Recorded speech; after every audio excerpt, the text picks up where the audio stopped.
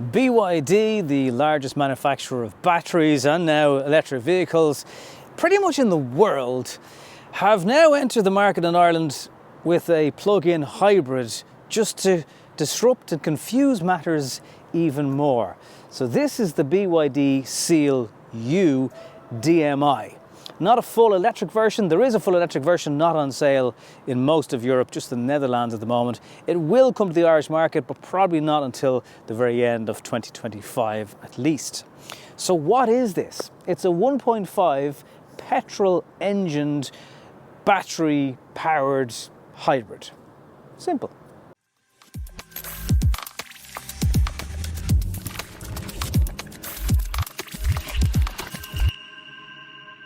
But as you can see, it's also another SUV that will get you and your family around the place in relative comfort with a lot of spec. And this car, not this one because this is the all-wheel drive version, but the car in general starts from just €42,000 plus delivery, with a huge amount of optional extras on most cars as standard. So BYD actually made the first mass-produced plug-in hybrid way back in 2008, and they've been around for many years in other parts of the world, predominantly China, but in the last couple of years have obviously arrived in Ireland. They're going to launch 5 new cars in 2025 in this country as well, so they mean big business.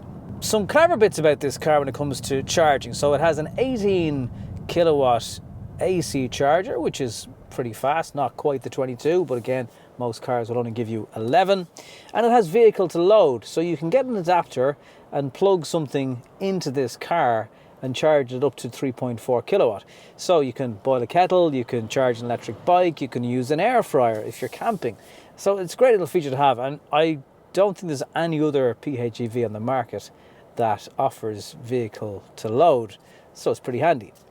The new version, which will be out in 2025, of the 26 kilowatt hour battery, that will be eligible for 5% tax in the UK. So if you're watching this in the UK, it will be the one worth waiting for from a company car point of view.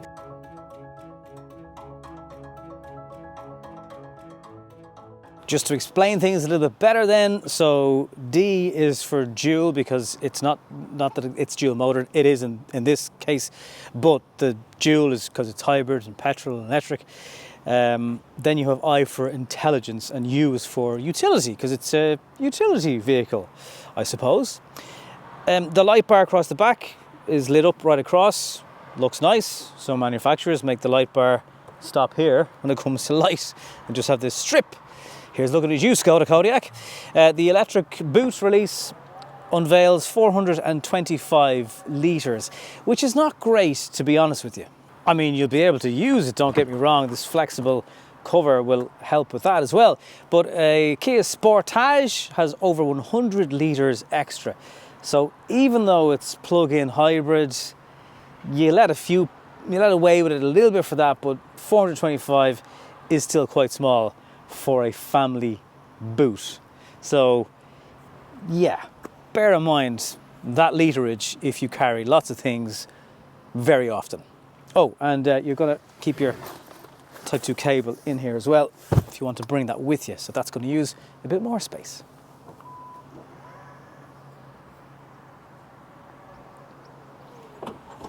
The way the engine and battery works in tandem is quite interesting. So a huge amount of the time, the engine is just working as a generator for the battery.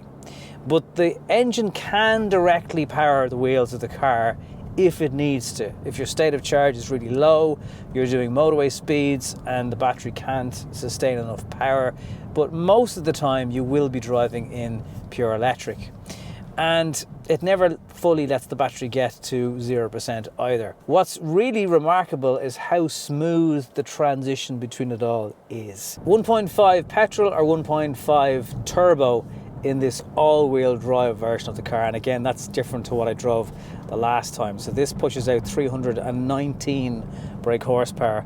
The standard 1.5 is still almost 220 brake horsepower, so it has enough. And in this version then, there's a couple of power outputs on the front and rear axle, 125 kilowatt output on the rear axle. It's a Chow Yun engine, which is how you pronounce it, and BYD claim it is the most thermally efficient mass production engine on the planet. And when it comes to technology, I've no reason to doubt them, so I'm just going to take them at their word. They claim it will do 6.5 litres per 100 kilometres, and guess what? That is what it's doing. And in a dual motored all-wheel drive version of a car, that is good going. However, all that extra power and all-wheel drive does come at a price.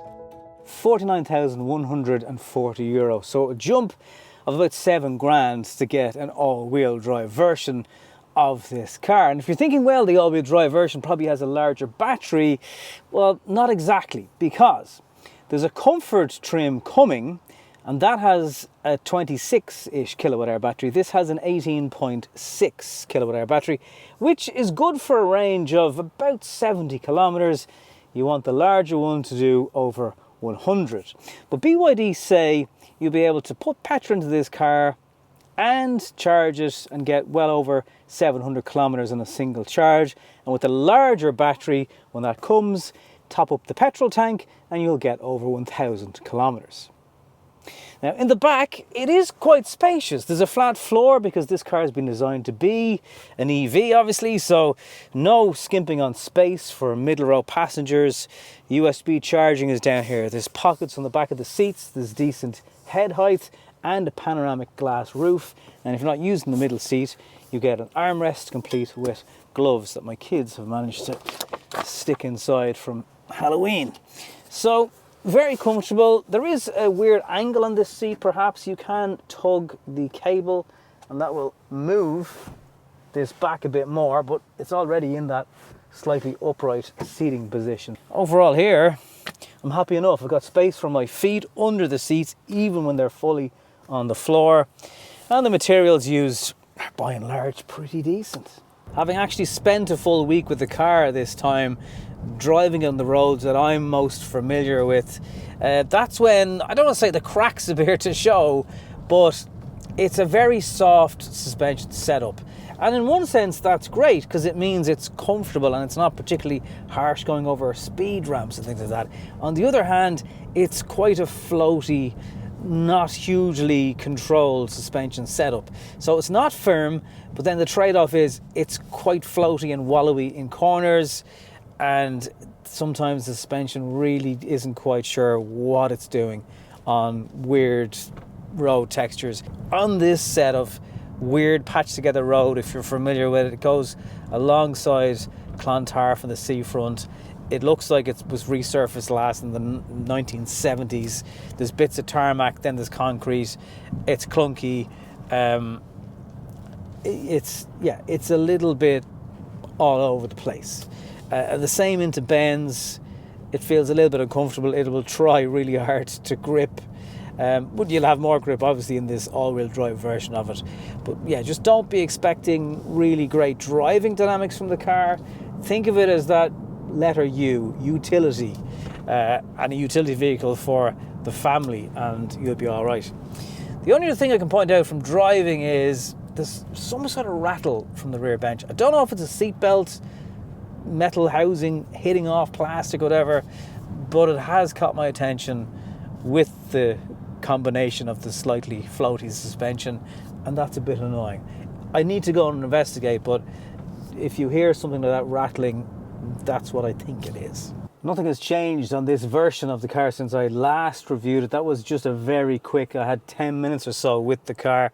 So yes, the screen will still rotate, but as my wife said yesterday, what's the point of that? And I laughed because she was so blunt about it, but it also is kind of a fair question from someone who's not that into cars, and just like, why would I? It's not. I couldn't even justify by saying, well, it creates more space. It doesn't really. Anyway, graphics are all sharp and clear. Again, BYD steering wheel is still the same, physical buttons, different modes for mud and gravel and snow and stuff in the car. Again, possibly more relevant for this all-wheel drive version of the vehicle. You'll be able to use your NFC card to access the vehicle from, I think, anytime soon now. BYD have been talking about it for a while, but underneath the armrest I did notice a couple of cards, RF cards, ready to go. Obviously there's a drinks holder here. River Rock have not paid me to put that there, but hey, if you're interested in product placement, feel free to get in touch. There's wireless CarPlay, Android Auto, the ADAS settings.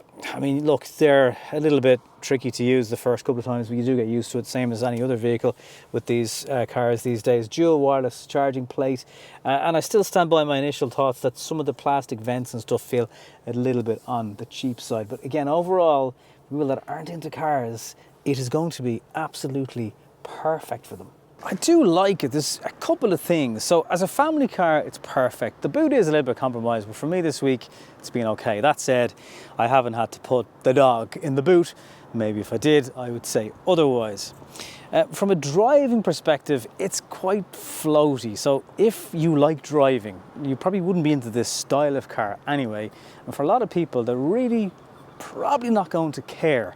But my job as a reviewer is just worth pointing it out. Don't be expecting to do laps of the Nuremberg in this car, and if you do, it's not going to be particularly comfortable. But it's just hard to look beyond that price tag. What you get for the 42 entry-level price at least is very, very impressive. When the electric version arrives, it will cost a little bit more. Exactly how much, I'm not quite sure. If you're a taxi driver, this versus an Atto 3, obviously you'll run the Atto for less, but this is pretty good. Again, apart from the boot, it mightn't suit if you do airport runs and things like that.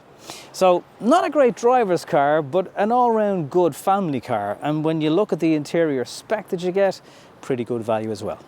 Let me know what you think in the comments down below. Thank you for coming with me this far on the video today, and I'll talk to you on the next one.